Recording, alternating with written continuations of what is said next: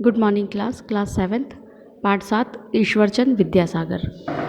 पहले मैं इस पाठ को संस्कृत में समझा दूंगी और संस्कृत के बाद फिर मैं इसका हिंदी अनुवाद समझाऊंगी।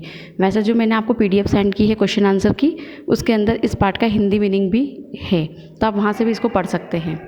अनेके महापुरुषा भारत भूमि जन्म अलभत यथा बाल गंगाधर तिलक, राजा राम मोहन राय, महात्मा गांधी, ज्योतिबा फूले, गुरु नानकाय तेषु महापुरुषेषु ईश्वरचंद विद्यासागर अन्यतमः आसीत्।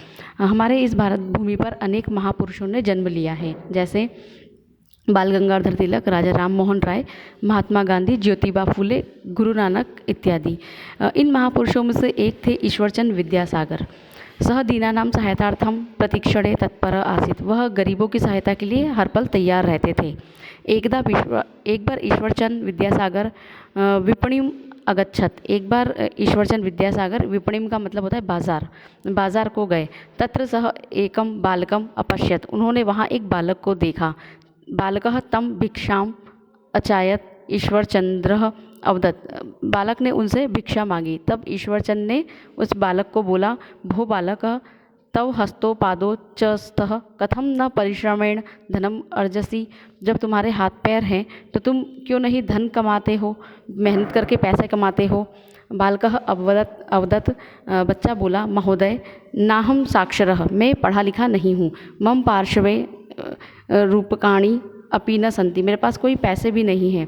विवशः भूत्वा याचामी, विवश होकर मुझे भीख मांगनी होती है। विद्यासागर तम अपश्यत। विद्यासागर ने उससे पूछा, भो बालक यदि अहम तुभ्यम एकम रूप्यकम यच्छामि तर्हि तेन त्वं किम करिष्यसि। यदि मैं आपको 1 रुपया दूंगा तो तुम उसका क्या करोगे। बालकः हर्षेण अवदत्। बालक प्रसन्नतापूर्वक बोला, महोदय चतुर्णाम पणानाम अहम भोजनम खादिष्यामि। 4 पैसे का मैं खाना खाऊंगा। अवशिष्टे पणे आपणात क्रीडनकानि आनेष्यामि। और 1 पैसे का मैं एक खिलौना लाऊंगा।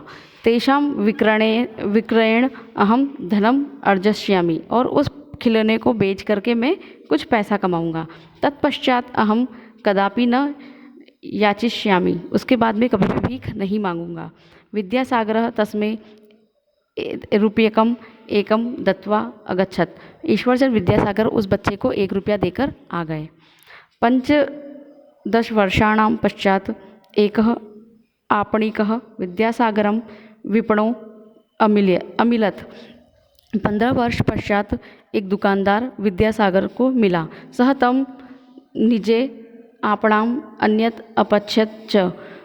वह दुकानदार विद्यासागर जी को अपनी दुकान के अंदर ले गया। महोदय किम भवान माँ जानासी। विद्यासागर जी बोले, क्या आप मुझे जानते हैं। ईश्वरचंद अवदत् नेव। ईश्वरचंद ने बोला, नहीं।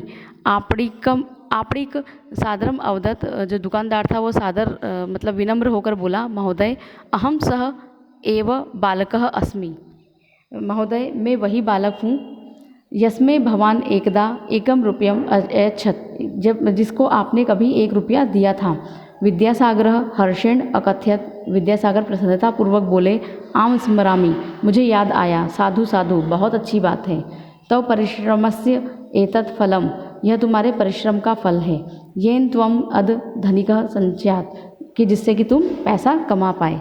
तो इससे क्या प्रेरणा मिलती है इस कहानी से कि हमें हमेशा परिश्रम करना चाहिए और अपने परिश्रम से हमें जो भी अर्जित करना हो, हमें अपने परिश्रम से ही अर्जित करना चाहिए, किसी का छीन कर या किसी का मांग कर नहीं।